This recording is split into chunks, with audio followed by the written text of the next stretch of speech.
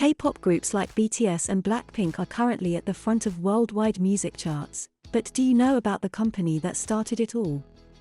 Meet SM Entertainment, previously known as SM Studio, was founded in 1989 and is known to be one of the pioneer companies of the Hallyu wave as well as one of the first K-pop companies in South Korea. Created by music producer Lee Se-man, their estimated revenue is currently at $582.01 million, not shy of controversy over the years. From mistreatment scandals to lawsuits, known for their strict and rigorous trainee program, they are the company that created K-pop as we now know it. K-pop is a $5 billion industry and it is a competitive one at that. New groups and solo artists debut every single day, with only a small portion of them making it big. How did K-pop become the global phenomena that we now know?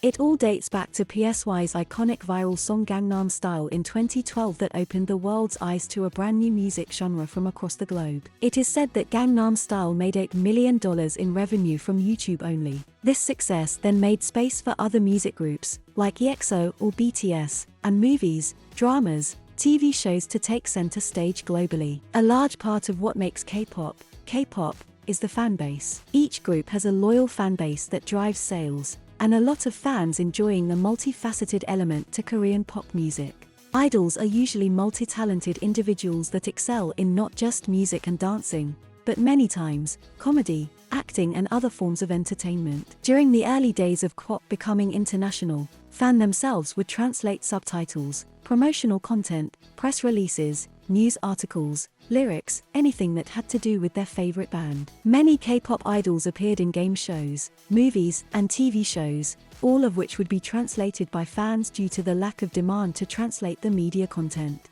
A lot of K-pop's early international success can be accredited to the unpaid labor of fan translators online. K-pop used to be a domestic industry, with some international expansion across Asia, but by the 2010s, it had become a globally recognized phenomenon across most continents. These fan translators made it more accessible, which directly linked to its globalization, which then hugely benefited South Korea's economy.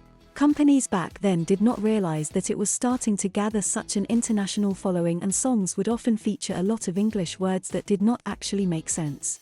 English words were seen more as a catchphrase than people trying to use the language correctly. Over the years this was corrected as companies grew and had larger budgets to properly invest in translation services, or so it seems. These English fails were viewed in a positive light by fandoms, often finding the whole thing funny or quirky. That somewhere around the world, people use English wrongly the same way English people can use other languages wrongly or as catchphrases. But one company has consistently not corrected these mistakes: SM Entertainment. As one of the biggest entertainment companies, with millions of dollars for budgets, global producers on their payroll, you would not believe the mistakes they've made over time. They have multicultural and bilingual composers, singers, songwriters, and still make a lot of language mistakes. Is this accidental, due to lack of knowledge, or a happy coincidence that benefits them? Perhaps they are trying to recreate the early days, where fans would pay extra attention to mistakes in songs and it made them talk more about them. The company is known for generating controversy surrounding their artists, and have been accused of using it for marketing. This is not any different from cases that can be seen in Western media,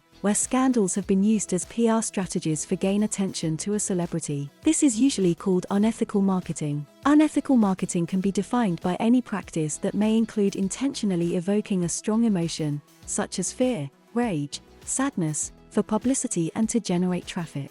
Language is an important aspect of marketing, as much as anything is. The use of language can influence people, it can make them feel and engage. It is hard to think that such language mistakes are accidental. What do you think? Is there such thing as all publicity is good publicity? Is this a victimless crime? Could this even be considered unethical marketing? Let us know in the comments what you think. Remember to like, share and subscribe for more language content.